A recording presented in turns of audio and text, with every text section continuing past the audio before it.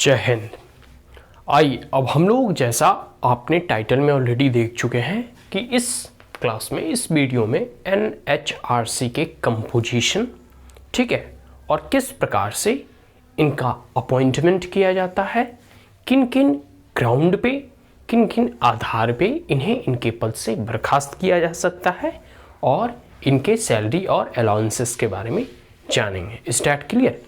सो इसके previous video में already हम लोग पढ़ चुके हैं कि किस प्रकार से 1993 में, ठीक है, इनकी स्थापना की गई थी और इसके ऑब्जेक्टिव्स क्या क्या, ठीक है, थे, और किस किस उद्देश्य के लिए जो है ह्यूमन राइट्स कमीशन का गठन किया गया था।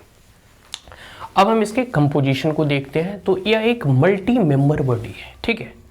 मल्टी मेंबर मतलब कई एक मेंबर की एक बॉडी है, कमीशन है, एक आयोग है, जिसमें कि एक चेयरमैन होते हैं और 4 मेंबर होते हैं। Is that clear?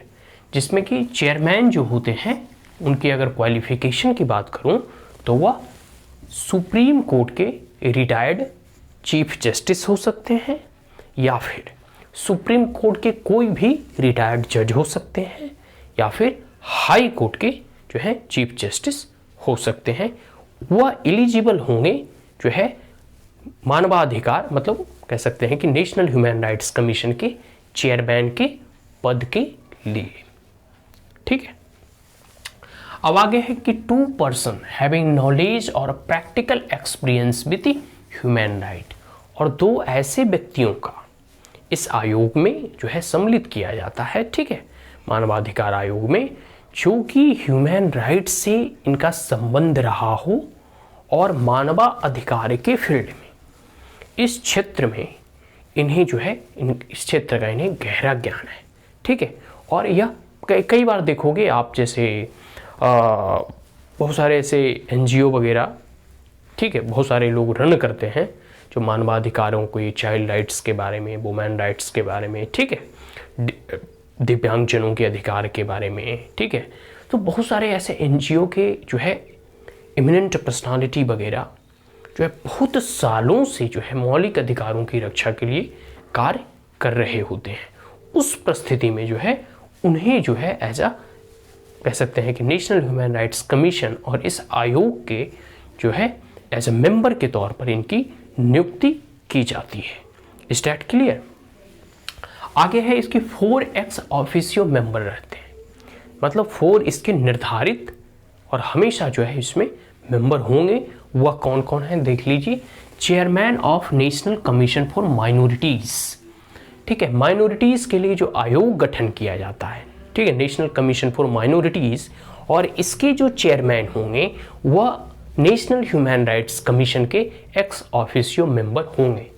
दूसरा है कि जो नेशनल कमीशन फॉर SC और national commission for ST, schedule caste और शेड्यूल क्लास या शेड्यूल ट्राइब, ठीक है, इन दोनों के जो चेयरमैन होंगे वह जो है एक्स ऑफिशियो मेंबर होंगे इस नेशनल ह्यूमन राइट्स कमीशन के, और एक मेंबर और होंगे नेशनल कमीशन फॉर वुमेन, ठीक है, जो महिला आयोग होते हैं उसके जो राष्ट्रीय अध्यक्ष होते हैं, चेयरमैन होते हैं। तो ये 4 मेंबर और 2 मेंबर हम लोगों ने देखा प्रैक्टिकल और एक्सपीरियंस के मेंबर होंगे, और एक चेयरमैन। तो ये मल्टी मेंबर बॉडी इसीलिए इसे कहा गया है कि जिसमें कि बहुत सारे ऐसे मेंबर जो हैं इसके सदस्य होते हैं, ठीक है, अलॉन्ग विद चेयरमैन। आगे हम चेयरमैन, मेंबर, ये सभी लोग जो है अपॉइंट किए जाते हैं प्रेसिडेंट के द्वारा, राष्ट्रपति के द्वारा। Is that clear? सभी का अपॉइंटमेंट जो है राष्ट्रपति के द्वारा होता है, और 4 लोग तो ऑलरेडी अपॉइंट किए जा चुके हैं, ठीक है, वो तो एक्स ऑफिशियो मेंबर हमेशा यह मेंबर रहते हैं, ठीक है। National commission for minorities, national commission for schedule caste, national commission for schedule tribe and national commission for women, ठीक है। इसके जो चेयरमैन होंगे तो ऑलरेडी नियुक्त किए जा चुके हैं। लेकिन अपार्ट फ्रॉम दीज 4, ठीक है, नेशनल ह्यूमन राइट्स कमीशन के चेयरमैन और जो भी मेंबर का जो है अपॉइंटमेंट होगा वो राष्ट्रपति के द्वारा किया जाता है। किनके रिकमेंडेशन में? तो रिकमेंडेशन करने के लिए कमिटी होती है, 6 मेंबर कमिटी होती है, ठीक है, जिनके कह सकते हैं कि जिसमें कि जो है प्राइम मिनिस्टर होते हैं, लोकसभा स्पीकर होते हैं, राज्यसभा के डिप्टी स्पीकर होते हैं, इसके साथ साथ लोकसभा के कह सकते हैं कि opposition, leader of the opposition, ठीक है, दोनों हाउसेस के, लोकसभा और राज्यसभा के। एक तो प्रधानमंत्री, फिर लोकसभा के स्पीकर, राज्यसभा का डिप्टी स्पीकर, फिर leader of the opposition, Lok Sabha के भी लीडर ऑफ द अपोजिशन और राज्यसभा का भी लीडर ऑफ द अपोजिशन, और फिर सेंट्रल होम मिनिस्टर कह सकते हैं, जो गृह मंत्री होते हैं। यह 6 लोग जो है कह सकते हैं कि एक कमेटी होती है जो रिकमेंड करते हैं कि कौन इसके चेयरमैन होंगे और कौन इसके मेंबर होंगे, ठीक है। और इनके रिकमेंडेशन के बाद जो है कह सकते हैं कि नेशनल ह्यूमन राइट्स कमीशन के चेयरमैन की नियुक्ति राष्ट्रपति के द्वारा की जाती है, ठीक है। क्लियर हो गया। अब है चेयरमैन का टेन्योर जान लेते हैं। टर्म ऑफिस 5 सालों के लिए होता है, टिल 70 ईयर, 70 सालों तक, ठीक है। एंड आफ्टर, इसके बाद मतलब एक बार जो व्यक्ति मानवाधिकार आयोग का चेयरमैन या मेंबर बन जाता है तो वह पहले तो रीअपॉइंट नहीं हो सकता, और दूसरी है कि किसी भी गवर्नमेंट ऑफिस में, सेंट्रल गवर्नमेंट और स्टेट गवर्नमेंट में उसकी फिर नियुक्ति नहीं की जा सकती। ये सब सेफ गार्ड रखे जाते हैं ताकि यह पूरी की पूरी तरह से इंडिपेंडेंटली, इम्पार्शियली और कह सकते हैं ना कि निष्पक्षता और ट्रांसपेरेंसी के साथ अपने कार्य, अपने दायित्वों का निर्वहन कर सके, ठीक है।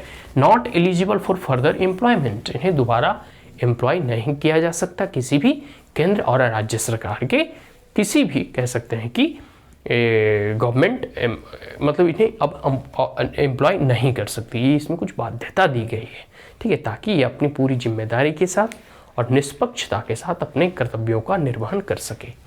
आगे है रिमूवल, इन्हें रिमूव कैसे किया जाता है। सबसे पहला है if he adjust in an insolvent. देखो, हम लोगों ने अभी तक जितनी चीज़ों के बारे में पढ़ा, राष्ट्रपति, उपराष्ट्रपति, सुप्रीम कोर्ट के चीफ जस्टिस, जज, ठीक है, और जितने भी इलेक्शन कमीशन, CAG, ठीक है, अटॉर्नी जनरल, ठीक है, बहुत सारे आयोग और ऑलरेडी कई एक ऐसे कॉन्स्टिट्यूशनल पोस्ट के बारे में पढ़ चुके हैं, ठीक है। लेकिन सभी को कुछ ना कुछ विधि बताया गया है अपॉइंटमेंट के लिए, और कुछ जो है प्रोसीड्यूर्स बताए गए हैं उनके रिमूवल के लिए, कि अपॉइंट किस विधि के द्वारा किए जाएंगे और उन्हें किस किस ग्राउंड पे और किस किस बिहाफ पे उन्हें उनके पद से बर्खास्त किया जा सकता है या उन्हें रिमूव किया जा सकता है। तो सबसे पहला पॉइंट है if he adjust and insolvent, अगर वह एक प्रकार से दिवालिया घोषित हो जाए, ठीक है, उस परिस्थिति में। दूसरा है engage during term office any paid employment outside office. देखो, क्योंकि व्यक्ति मनुष्य है तो मनुष्य को हो सकता है कि पैसों का लालच हो सकता है कि वो मैटेरियलिस्टिक हो, लेकिन इस एज पर जाते जाते जब वो किसी सुप्रीम कोर्ट या हाई कोर्ट के रिटायर्ड जज होते हैं तो उन्हें कह सकते हैं कि मॉनेटरी जो है ना, मतलब अर्थ जो है प्रभावित अधिक नहीं करता। लेकिन फिर भी इसमें बाध्यता दी गई है कि अगर कोई ऐसा व्यक्ति, चाहे नेशनल ह्यूमन राइट्स कमीशन के मेंबर हो या चेयरमैन हो, अगर वह ऑफिस से कहीं बाहर कोई आमदनी या इनकम लेते हैं, चाहे प्राइवेट हो या पब्लिक, तो इस ग्राउंड पे, इस बिहाफ पे उन्हें उनके पद से हटाया जा सकता है और बर्खास्त किया जा सकता है। Is that clear? इसलिए यह बाध्यता दी गई है कि उन्हें किसी भी बाहरी, ठीक है, अपार्ट फ्रॉम द ऑफिस, जो ऑफिस का कार्य है वो तो करेंगे, लेकिन बाहरी कहीं भी कोई भी कह सकते हैं कि एम्प्लॉयमेंट और आउटसाइड इनकम जनरेट नहीं कर सकते। इसके साथ साथ है अनफिट माइंड और बॉडी। अब बताइए, कोई व्यक्ति अगर अनफिट हो जाए, ठीक है, मेंटली और शारीरिक तौर पे वो अस्वस्थ रहे, तो क्या वो अपने दायित्वों का निर्वहन कर पाएगा? वो अपने कार्य को, अपने फंक्शंस को, अपने रोल और रिस्पॉन्सिबिलिटी को, अपने ड्यूटीज़ को फुलफिल कर पाएगा? नहीं। तो वो unable to discharge their duties and on this ground ही can be removed from his post. Now point number 4, unsound mind declare by the court. अगर अनसाउंड माइंड कोर्ट के द्वारा, ठीक है, सुप्रीम कोर्ट या हाई कोर्ट या कोई भी कोर्ट के द्वारा अनसाउंड माइंड अगर डिक्लेयर कर दिया जाता है, वैसे व्यक्ति जो इसके चेयरमैन या मेंबर हैं, उस परिस्थिति में भी इन्हें इनके पद से हटाया जा सकता है। आगे है sentence to imprisonment for an offence और किसी भी क्राइम, किसी भी ऑफेंस के ग्राउंड और आधार पे अगर इन्हें जेल हो जाती है तो अब व्यक्ति को जेल हो जाएगा तो जेल में जाएगा या फिर इधर नेशनल ह्यूमन राइट्स कमीशन में रहेगा। ठीक है, ऐसे भी देखते हो कि अगर जॉब वगैरह लगती है तो उसमें पहले वेरीफाई किया जाता है कि व्यक्ति के ऊपर कोई चार्जेस, कोर्ट केसेस तो नहीं है। ठीक है, तो ये सब आधार है जिस आधार पे जो है नेशनल ह्यूमन राइट्स कमीशन, ठीक है, मानवाधिकार आयोग के चेयरमैन या मेंबर पर जो है एलिगेशन जब लगते हैं तो या फिर कह सकते हैं कि इन आधार पे, इन बेस पे जो है उन्हें उनके पद से रिमूव किया जा सकता है। आगे है कि मिसबिहेवियर और इनकैपेसिटी। मिसबिहेवियर और इनकैपेसिटी भी एक आधार है। मिसबिहेवियर मतलब होता है, ठीक है, मिसबिहेव करना। ठीक, तो कभी कभी आप अपने दोस्तों से कहते हो कि इस तरह का मिसबिहेव नहीं करना चाहिए। तो कोई भी मिसबिहेवियर या इनकैपेसिटी, इनकैपेसिटी मतलब आप अपने जो है आपके पास ये कैपेसिटी, क्षमता नहीं रहा कि आप अपने ड्यूटीज़ को डिस्चार्ज कर सकें, तो इस आधार पे भी जो है इन्हें इनके पद से हटाया जा सकता है। और लेकिन इसमें शर्त यही होता है कि यह जो है पहले सुप्रीम कोर्ट में जांच के लिए भेज दिया जाता है और न्यायाधीश जांच करते हैं कि जो इन पे एलिगेशन लगा है मिसबिहेव और डिस्चार्ज का, ठीक है, वो सही में है या गलत है। अगर यह दोषी पाए जाते हैं तो सुप्रीम कोर्ट के जज या फिर उनके न्याय के बाद, उनकी इंक्वायरी के बाद इन्हें इनके पद से हटाया जा सकता है। अब इनकी सैलरी की बात करूं तो सैलरी जो है कोई फिक्स सैलरी नहीं है। ठीक है, यह एक स्टैट्यूटरी बॉडी है, कोई कॉन्स्टिट्यूशनल बॉडी है नहीं। ठीक है, और तो सैलरी इनके सेंट्रल गवर्नमेंट के द्वारा फिक्स की जाती है, तय की जाती है। लेकिन कभी भी इनकी जो सैलरी है, ठीक है, कभी भी अपने फेवर में इसे बदला नहीं जा सकता। एक बार जो कह सकते हैं ना कि फिक्स कर दी गई तो वो फिक्स रहती है। ठीक है, वो आसानी से बदले नहीं जा सकते। अपनी फेवर के लिए कोई भी सरकार उसमें परिवर्तन नहीं कर सकती। ऐसा नहीं कि ह्यूमन राइट कमीशन ने सरकार के किसी, कह सकते हैं, पुलिस या किसी प्रशासन के खिलाफ अगर कोई बयान दिया है या फिर कोई उस पर एलिगेशन लगाए हैं तो चलो इसकी सैलरी काट लो, नहीं, ऐसा नहीं हो सकता। जो एक बार सैलरी डिटरमाइन कर दी जाती है वो एक फिक्स टेन्योर के लिए फिक्स रहती है। Is that clear? सो ये पूरे के पूरे NHRC, national human rights commission के कंपोजिशन और किस कमेटी के द्वारा जो है अपॉइंट किए जाते हैं और इसके साथ साथ जो है किस किस ग्राउंड पे इन्हें रिमूव किया जा सकता है और फिर जो है इनका सैलरी अलाउंसेस और टर्म्स के बारे में जाना। Is that clear? So that's all, and if you are the first time on my channel then like it, share it as well as subscribe it. Also press the bell icon, and if there were any queries, comment, suggestion, advice, you may comment in the comment box. Thank you once again, have a great day, and in the next video we are going to